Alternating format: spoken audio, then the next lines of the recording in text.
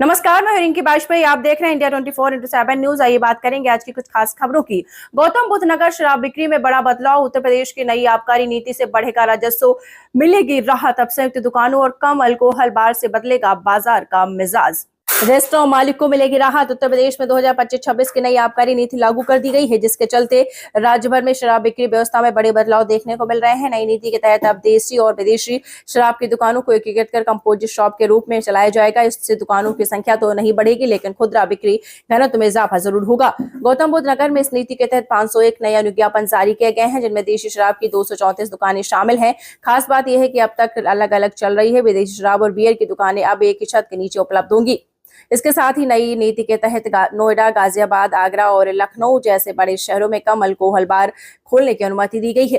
जिला आबकारी अधिकारी के अनुसार यह नई व्यवस्था कैफे और फाइन डाइनिंग रेस्टोरेंट दोनों के लिए उपलब्ध होगी। उम्मीद है कि इससे कारोबारियों को आर्थिक रूप से बहुत बड़ा फायदा मिलेगा।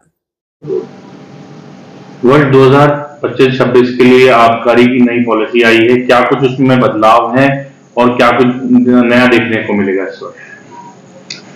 वर्ष 2018-19 के बाद से लगातार नवीनीकरण की पॉलिसी आ रही थी। इस बार 2025-26 में आबकारी नीति जो प्रतिपादित हुई है उसमें लॉटरी लाई गई है और पूरे उत्तर प्रदेश में ये लॉटरी ई लॉटरी के माध्यम से ऑनलाइन पद्धति से की गई है, जो पूरी तरह से पारदर्शी है।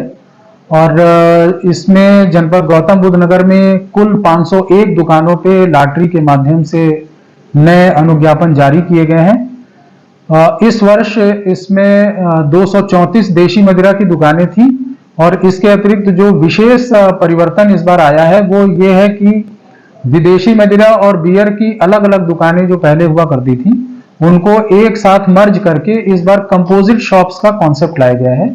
एक ही परिसर में अब विदेशी मदिरा और बियर की बिक्री एक साथ अनुमन्य होगी। तो सर, क्या कुछ अनुमानित रेवेन्यू इस साल के लिए है?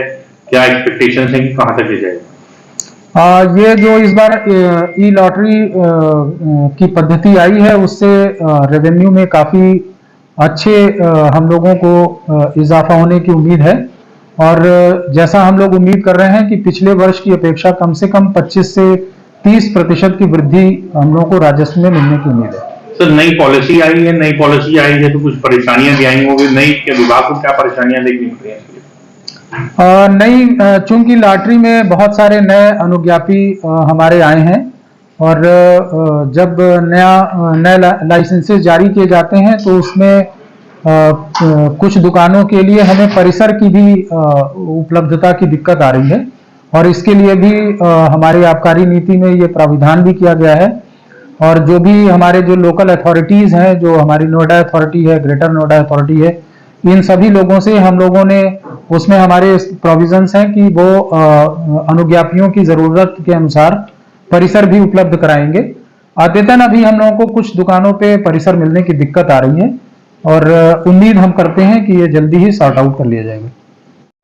देश दुनिया की तमाम छोटी और बड़ी खबर देखने के लिए बने रहे इंडिया 24/7 न्यूज चैनल के साथ।